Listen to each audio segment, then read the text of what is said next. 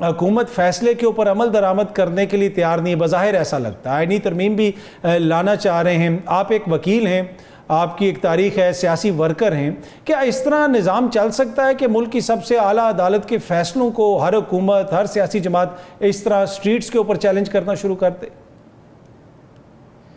بہت شکریہ عطر کاظمی صاحب، آپ نے انٹرو میں ایک بات کی کہ 25 کروڑ کی گاڑیاں خریدی جا رہی ہے، بالکل ایک منفرد بات ہے۔ آپ نے یہ نہیں سنا اس سے پہلے اسپیکر پنجاب اسمبلی نے 8-9 کروڑ میں اپنی گاڑی خریدی، اس کے بعد ڈپٹی اسپیکر کے لیے 2 کروڑ میں گاڑی خریدی، اس کے بعد سیکرٹری اسمبلی کے لیے 2 کروڑ گاڑی خریدی۔ چلو سب درگزر کرتے ہیں۔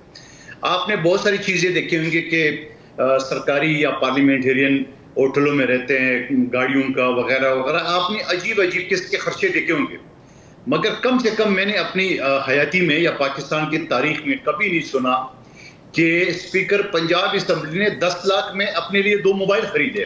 یہ عجوبہ میں نے کبھی نہیں سنا تھا۔ تو اب 25 کروڑ کو بھول جائے، یا تو 10-10 لاکھ کی موبائلیں خریدی جا رہی ہیں۔ پر محمد خیل صاحب وہ آپ کے اتحادی ہیں نا سر، ناراض ہو جائے گی قیادت آپ کے، وہ اتحادی ہیں آپ کے۔ چلو صحیح ہے، جس نے ناراض ہونا ہے ہو جائے، میں تو جو بات کرتا ہوں ہمیشہ میرے ریکارڈ رہا ہے اسمبلی کے پچھلے پی ڈی ایم حکومت میں جو ہم شامل تھے، آج تو ہم اپنے آپ کو شامل نہیں کہتے، جب شامل تھے تب بھی میرا الفاظ یہی تھا، اور اس سے بہت سارے لوگوں کو پریشانی ہوتی تھی میری باتوں سے۔ اچھا، اب جو بات آپ نے کی ہے کہ حکومت تو یہ ہے کہ دیکھیں الیکشن کمیشن کوئی 7 روز اس نے اجلاس کیے، سب کے سب ڈرامہ بازی، کوئی اس نے نہ تو امپلیمنٹ کرنا ہے نہ اس کے اوپر آگے کرنا ہے، بس صرف چائے پی ہے، کھانا کھا لی ہے، یا جو بھی اس سلسلہ ہے۔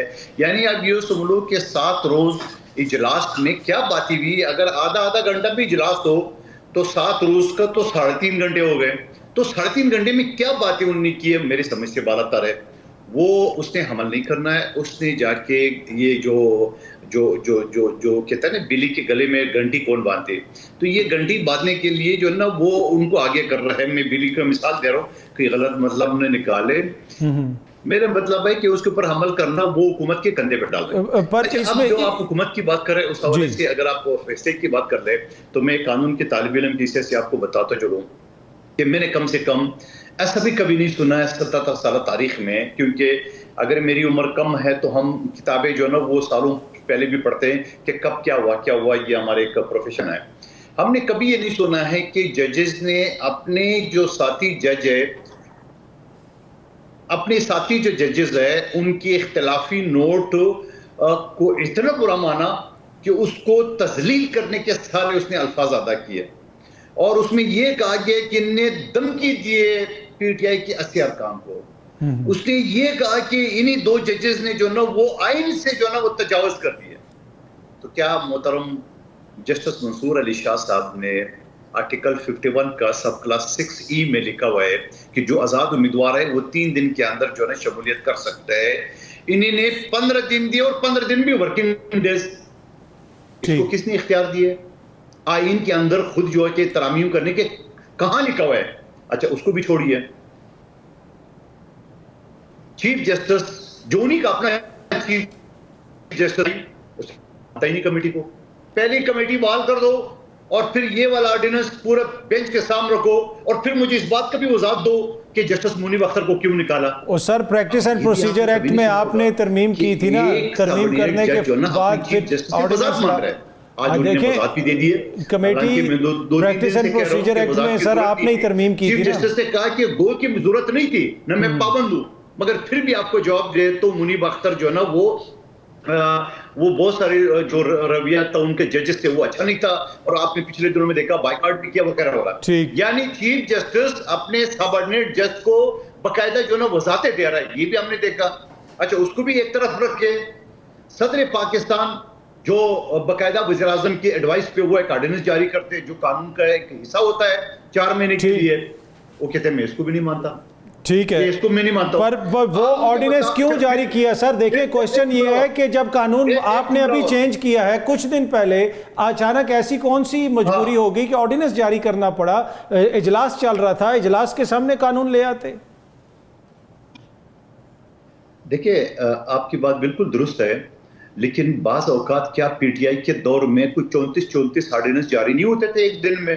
تو سر آپ نے نہیں دیکھے سارے. پی ٹی آئی والے تو ویسے ہی ٹھیک نہیں تھے نا, اس لیے تو ان کو گھر بھیجا آپ لوگوں نے. اطہر کاظمی صاحب, میں آپ کی بات سے اتفاق کرتا ہوں کہ اسمبلی کے دوران نہیں کرنے چاہیے, مگر کر لے تو گناہ بھی نہیں ہے. لیکن اگر کر لیے تو ایک جج کہتے ہیں میں مانتا ہی نہیں ہے اس کو.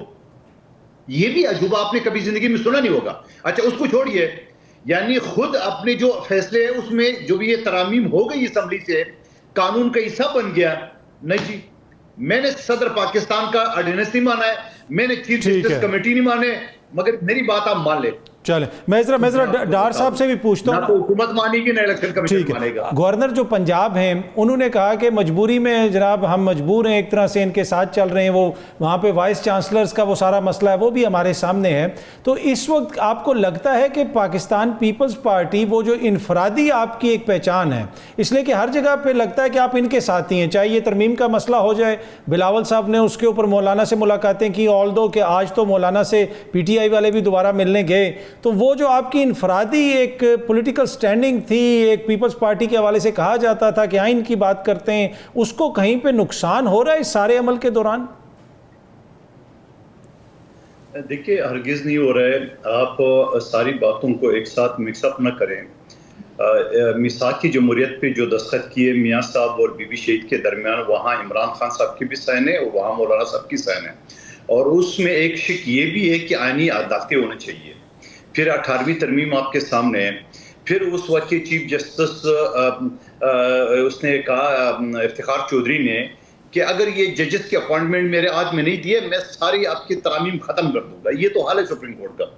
اس کے بعد اگر آپ کو یاد ہوگا 2021 میں میں نے ایک بل جمع کیے کہ ایک چپراسی کی نوکری کے لیے آپ بار بار انٹرویو ذات نصب پوچھتے ہو. ایک ہائی کورٹ کے جج آپ کیوں ڈائریکٹ لگاتے ہو؟ پی ٹی آئی کے دور میں تمام ممبران نے اپریشیٹ کیا مگر پاس نہیں ہوا. کمیٹی کو ریکوائرمنٹ ضرور ہوا مگر کمیٹی کہتے رہے. پی ڈی ایم کی حکومت آئی کہ تب یہی ہوا, اپریشیٹ سب نہیں کیا. تو سوال یہ کہ ہمارا پہلے سے مطالبہ تھا آئینی عدالتوں کا اور یہ ججز کا, تو آپ اس کو حکومت کے ساتھ نہ ملائیں. اچھا اس میں مندوخیل صاحب ہمیں چھوٹی سی چیز لے لیجئے گا. چارٹر آف ڈیموکریسی میں آپ لوگوں نے لکھا تھا کہ جو نگران حکومت ہوگی اس کا کوئی بھی اس کے اہلکار کا یا عہدیدار کا کوئی رشتہ دار بھی الیکشن نہیں لڑے گا. آپ لوگوں نے تو نگرانوں کو الیکشن لڑا کے ایک کو وزیر اعلیٰ بنا دیا, ایک کو وزیر داخلہ. تو چارٹر آف ڈیموکریسی آپ کو آج اتنے سالوں کے بعد یاد آیا ہے, لیکن لگتا یہ ہے کہ وہ مخصوص مقاصد حاصل کرنے کے لیے. دیکھیں مخصوص مقاصد حاصل کرنے کے لیے اگر تھا تو عمران خان صاحب نے کیوں سائن کیا, مولانا فضل الرحمان صاحب نے کیوں سائن کیا؟ وہ تو سر 2006 میں ہوا تھا نا, ابھی تو آپ لوگ کہہ رہے ہیں نا. اطہر صاحب تھوڑا سا دیکھ لینا, آپ کو ایک چیز ملا تو آپ نے نکالا. ہم نے تو یہ کہا کہ جو آپ کہہ رہے ہیں کہ ہم ہر بات میں حکومت کے ہاں ملا رہے ہیں, ہمارا یہ کہنا ہے کہ بلاول بھٹو صاحب نے بھی 2 دن پہلے سندھ ہائی کورٹ میں جو خطاب کی, میں اس وقت ساتھ موجود تھا, بڑے سخت سوالات بھی وکلا نے کیے, اس کا بڑا آپ کی میڈیا نے بھی سب نشر کیا. اچھا آپ جو تفصیلی فیصلے کے لیے جو بات کی ہے محترم ڈار صاحب نے, کہ اس نے کہا کہ سپریم کورٹ نے یہ کہا کہ الیکشن کمیشن نے اپنی ذمہ داری پوری نہیں کی, بالکل نہیں کی ہے. اور اسی غیر ذمہ داری کی بنا پہ خیبر پختونخوا میں پی ٹی آئی کی حکومت بھی بنی ہوئی ہے, اور اسی الیکشن کمیشن نے علی وزیر سے سیٹ چھین کے پی ٹی آئی کو دے دی ہے. اسی الیکشن کمیشن نے محسن داوڑ سے وزیرستان میں سیٹ چھین کے پی ٹی آئی کو دے دیے. وہاں تو عمران خان صاحب بھی نہیں جیت سکتا تھا. پھر اسی طرح رانا ثناءاللہ, پھر اس طرح میں آپ کے سامنے تو میرے سیٹ کی تو کھلے عام فیصل واڈا نے کہا کہ یہ آپ نے کوئی سیٹ دے دی ہے کہ مصطفیٰ کمال کو. اور آج تک الیکشن کمیشن میری جو ووٹ ہم نے پکڑے 25 سے 30 ہزار, ساری چیزیں ہمارے پاس ہے. میری پارٹی کا سیکرٹری جنرل نے لیٹر بھی لکھا, ایف آئی آر کاٹا جائے مصطفیٰ کمال ان کے لوگوں کے خلاف, وہ آج تک نہیں ہو. الٹا میرے خلاف ایف آئی آر درج ہوگا, وہ ان کے گلے میں فٹ ہو گیا, ختم ہو گیا. تو بات یہ ایک بات. اب دوسری بات یہ کہ جو بات آپ کر رہے ہو, آپ کو ایک بات میں بیچ میں کرے, پروڈیوسر 9 مئی کی بینیفیشری جو ہے نا وہ مسلم لیگ نون ہے. ڈار صاحب نے بات کی ہے, بڑی خوبصورت بات کی ہے, اور میرے خیال میں آمنہ شیخ صاحبہ کو بھی ماننا چاہیے, میں بھی مانتا ہوں. بالکل آپ نے جو بیوقوفانہ حرکتیں کی ہے, آپ نے جو شہداء کے یادگاروں پہ چل دوڑے, تو یقیناً ہم اس کو کیش کریں گے, کیش کریں گے. دیکھیں یہ پی ٹی آئی ہے, یہ ریاست مدینہ بنانے والے, یہ جمہوری پارٹی ہے, تو ہم تو بینیفیشری ہوں گے. آپ کی حرکتوں کو دیکھ کے تو ہم کریں گے. اور لا میں ویسے یہ کہتا ہے قانون میں کہ ہمیشہ دشمن یعنی مخالف آدمی کے آپ پیچھے چلا کرے, وہ غلطیاں کرتے رہے, آپ اس کے پیٹ میں مارتے رہو.